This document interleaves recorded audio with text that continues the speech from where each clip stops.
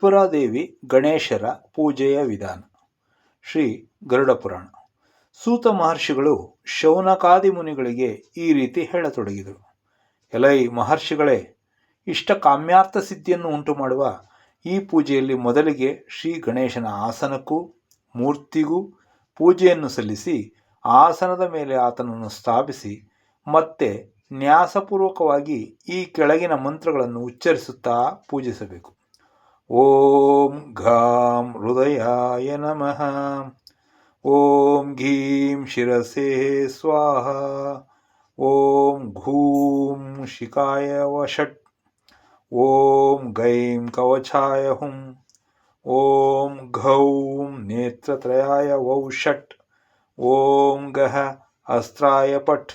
ನಂತರ ಸಾಧಕನು ಓಂ ದುರ್ಗಾಯಾಹ ಪಾದುಕಾಭ್ಯಾಂ ನಮಃ ಎಂದು ದುರ್ಗಮ್ಮಳ ಗುರುಪಾದುಕಾಭ್ಯಾಂ ನಮಃ ಎಂದು ಗುರುಗಳ ಪಾದುಕೆಗಳಿಗೆ ನಮಸ್ಕರಿಸಿ, ತ್ರಿಪುರಾದೇವಿಗೂ ಆಕೆ ಆಸನಕ್ಕೂ ನಮಸ್ಕರಿಸಿ ಓಂ ಹ್ರೀಂ ದುರ್ಗೆ ರಕ್ಷಿಣಿ ಎಂಬ ಮಂತ್ರದಿಂದ ಹೃದಯಾದಿ ನ್ಯಾಸವನ್ನು ಮಾಡಿ ಮತ್ತೆ ಅದೇ ಮಂತ್ರದಿಂದ ರುದ್ರ, ಚಂಡ, ಪ್ರಚಂಡ, ದುರ್ಗ, ಚಂಡೋಗ್ರ, ಚಂಡನಾಯಕ, ಚಂಡವತಿ, ಚಂಡರೂಪ, ಚಂಡಿಕಾ, ದುರ್ಗಾ ಎಂಬ 9 ಶಕ್ತಿಗಳನ್ನು ಪೂಜಿಸಬೇಕು. ನಂತರ ವಜ್ರ, ಖಡ್ಗಾದಿ ಮುದ್ರೆಗಳನ್ನು ಪ್ರದರ್ಶಿಸಿ ದೇವಿಗೆ ಆಗ್ನೇಯದಲ್ಲಿ ಸದಾ ಶಿವಾದಿ ದೇವತೆಗಳಿಗೂ ಪೂಜೆ ಮಾಡಬೇಕು.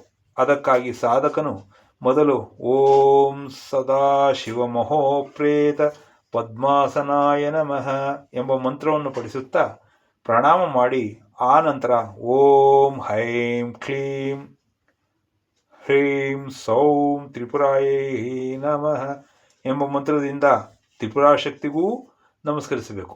ಬಳಿಕ ತ್ರಿಪುರಾದೇವಿಯ ಆಸನಕ್ಕೂ ಅಂದರೆ ಪದ್ಮಕ್ಕೆ, ಮೂರ್ತಿಗೂ, ಹೃದಯಾದಿ ಅಂಗಗಳಿಗೂ ನಮಸ್ಕರಿಸಿ ಆ ಪದ್ಮಪೀಠದ ಮೇಲೆ ಮಾಹೇಶ್ವರಿ, ಬ್ರಾಹ್ಮಣಿ, ಕೌಮಾರಿ, ವೈಷ್ಣವಿ, ವಾರಾಹಿ, ಇಂದ್ರಾಣಿ, ಚಾಮುಂಡ, ಚಂಡಿಕಾ ಎಂಬ 8 ದೇವತೆಗಳನ್ನು ಪೂಜಿಸಬೇಕು.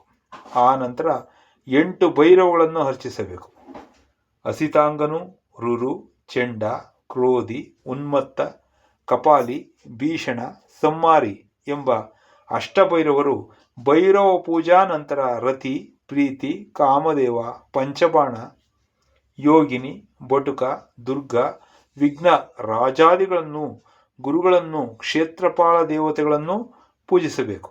ಈಗ ಸಾಧಕನು ಪಂಚಗರ್ಭ ಮಂಡಲವನ್ನಾಗಲಿ ತ್ರಿಕೋನ ಪೀಠವನ್ನಾಗಲಿ ಮಾಡಿ ಅದರ ಮೇಲೆ ಶುಕ್ಲವರ್ಣ ಸುಶೋಭಿತ ವರದಾಯಿನಿ, ವೀಣಾ ಪುಸ್ತಕ ಧಾರಿಣಿ, ಅಕ್ಷಮಾಲ, ಅಭಯಮುದ್ರ, ಹಸ್ತಾಲಂಕೃತಳಾದ ಸರಸ್ವತಿ ದೇವಿಯನ್ನು ಸ್ಥಾಪಿಸಿ ಮನಸ್ಸಾರೆ ಧ್ಯಾನಿಸಿ ಪೂಜಿಸಬೇಕು.